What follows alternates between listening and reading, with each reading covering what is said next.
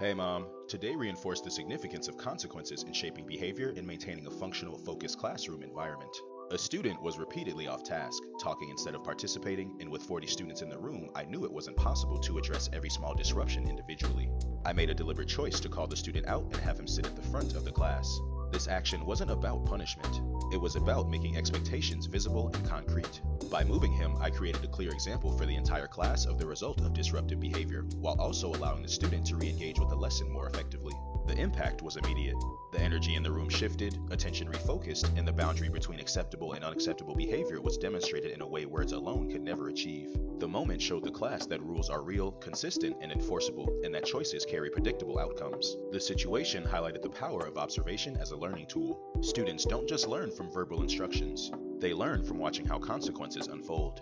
The class saw that I addressed the disruption calmly, deliberately, and without turning it into a spectacle. They noticed that I maintained composure and returned to teaching promptly, reinforcing that consequences are about accountability and structure, not embarrassment or drama. Witnessing this, students internalize the connection between behavior and outcome.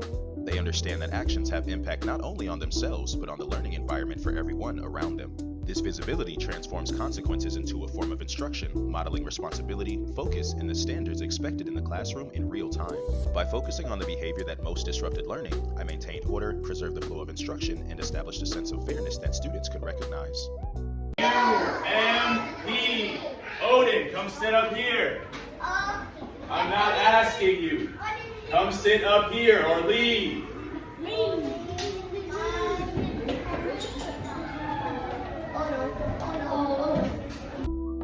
Intentionality and consistency are central to the effectiveness of consequences.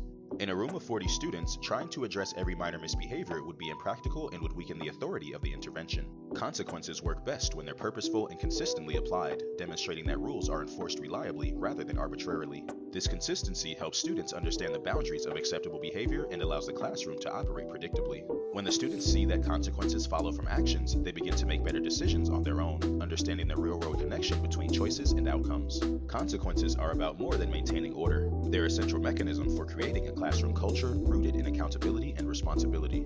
A visible, well-applied consequence teaches students that their choices matter, that participation affects the group, and that the classroom is a shared space where actions have impact.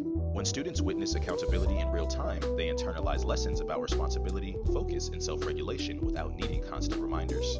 Today reinforced that consequences are not just disciplinary tools. They're an essential form of teaching. They communicate expectations, model responsible behavior, and create a classroom environment where students understand the connection between their choices and their outcomes. I ate pork noodle soup and that was it for my day. Okay, love you. Bye.